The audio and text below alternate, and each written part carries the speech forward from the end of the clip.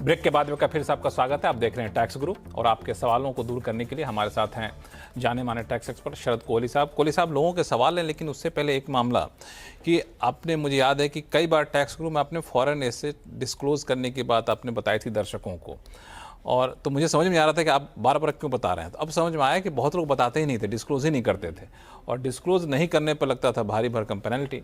अब सरकार ने लाई है एमनेस्टी स्कीम। अगर आप डिस्क्लोज नहीं किए तो आपके पास ये मौका है, डिस्क्लोज कर दिए। तो मेरा सबसे पहला सवाल, ये स्कीम आखिर किन लोगों के लिए है? मुझे लगता है लक्ष्मण कोई बड़ी बात नहीं, हम लोगों के बार बार जिक्र करने से ही शायद कहीं आवाज पहुंची हो। बिल्कुल, आपकी आवाज वैसे ही पहुंचती रहती है। एमनेस्टी स्कीम एक लाई गई है, फास्ट डीएस स्कीम का नाम है Lakshman, foreign assets of small tax payers. तो ये स्कीम का नाम है, और डिस्क्लोजर स्कीम डीएस भी आगे लगा हुआ है। तो इसके अंतर्गत आपने अगर अपने 1 करोड़ तक के विदेशी एसेट्स अभी तक डिस्क्लोज नहीं किए हैं, और उसके ऊपर आपने एसेट्स क्रिएट किए और उस पर टैक्स भी नहीं दिया, टैक्स में ऑफर भी नहीं किया, यानी कि किसी अनडिस्क्लोज सोर्स से आपने क्रिएट करे हैं, तो 30% टैक्स और 30% उस पर एडिशनल अमाउंट देके, यानी कि कुल 60% देके आप आगे की सारी पेनल्टी से बच सकते हैं। ये 16 अगस्त को विंडो खुली है, 31 दिसंबर 2026 तक ये विंडो खुली रहेगी। ये तो एक कैटेगरी हो गई।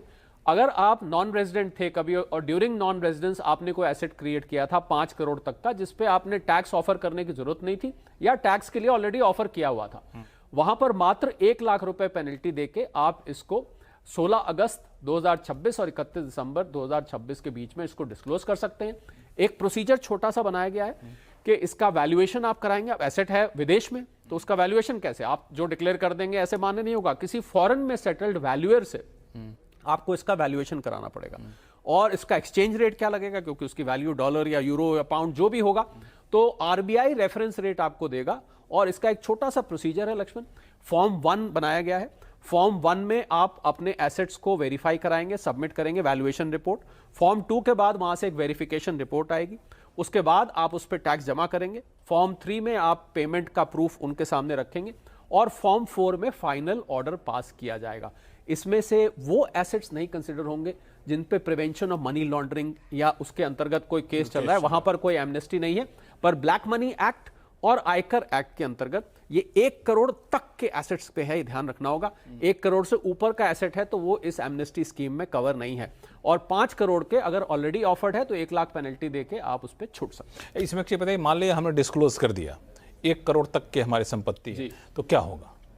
आपने डिस्क्लोज कर दिया तो उस पर आपको 60% टैक्स देना होगा, और टैक्स देके आपसे फिर कोई सवाल नहीं पूछा जाएगा। एमनेस्टी का तो ये मतलब होता है कि आपने एक बार बता दिया, उसके बाद हम आपसे कोई सवाल नहीं पूछेंगे, आपको छोड़ देंगे, आपको हम एज ए टैक्स एवेडर नहीं कंसीडर। अच्छा, मान लिया 2 सवाल मेरे मन में आ रहे हैं, फिर सवाल लेंगे लोगों के, कि पहला, मान लिया हमने डिस्क्लोज किया लेकिन गलत डिस्क्लोज कर दिया, हमने उस सेक्शन में डिस्क्लोज नहीं किया फॉरेन एसेट वाले में, हमने इनकम टैक्स रिटर्न फाइल करते वक्त किसी और सेक्शन में डिस्क्लोज कर दिया जो उसका मतलब नहीं था, ऐसे केस में क्या होगा? नहीं लक्ष्मण, क्योंकि फॉरेन एसेट्स को डिस्क्लोज करने का आयकर रिटर्न में शेड्यूल FA है, वो सिर्फ उसी में ही डिस्क्लोज होता है, आप दूसरे में कर नहीं सकते। दूसरा सवाल कि हमने डिस्क्लोज किया, हमने उसका सोर्स ऑफ इनकम बता दिया जो जेन्युइन है, तब तो आपने डिस्क्लोज किया, तो अगर आपने सोर्स ऑफ इनकम बता दिया है और डिस्क्लोज कर दिया है, फिर तो केस बनता ही नहीं। ये बनता ही तभी है अगर आपने डिस्क्लोज नहीं। तीसरा सवाल कि मान लिया मैं उस टाइम इंडिया में नहीं रहता था, मैं विदेश में रहता था, वहां संपत्ति अर्जित की, वहां पे हमने टैक्स चुकाया और हम इंडिया आ गए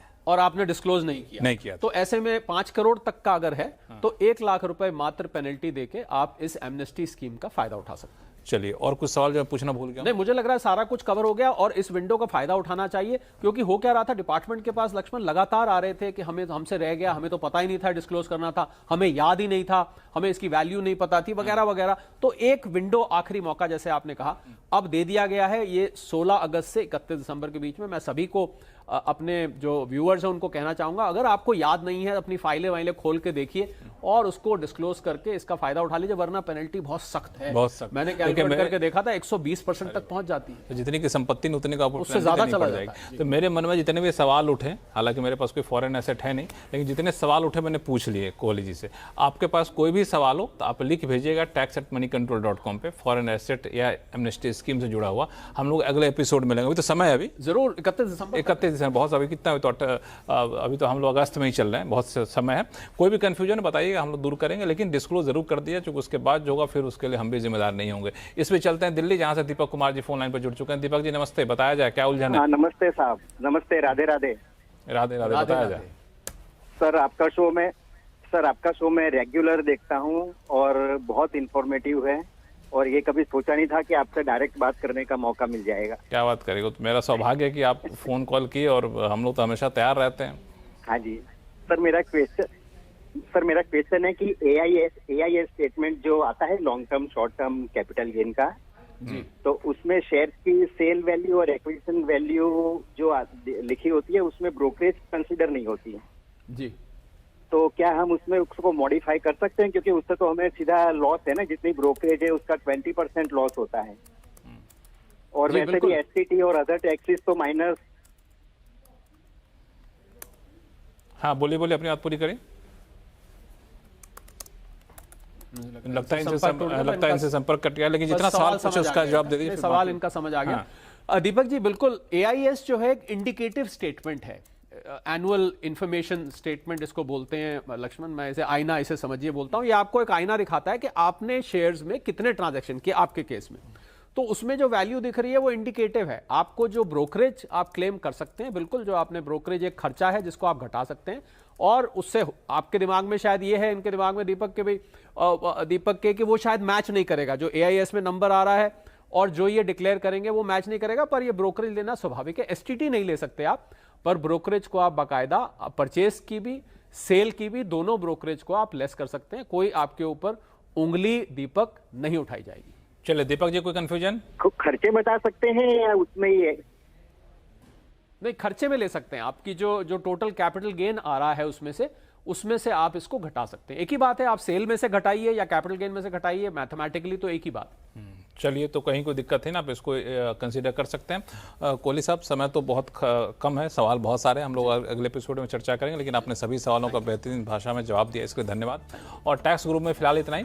आपके पास कोई भी सवाल हो तो आप हमें लिख भेजिए tax@moneycontrol.com पे, tax@moneycontrol.com पे, और अपने सवाल के साथ अपना नाम और मोबाइल नंबर लिखना ना भूलें।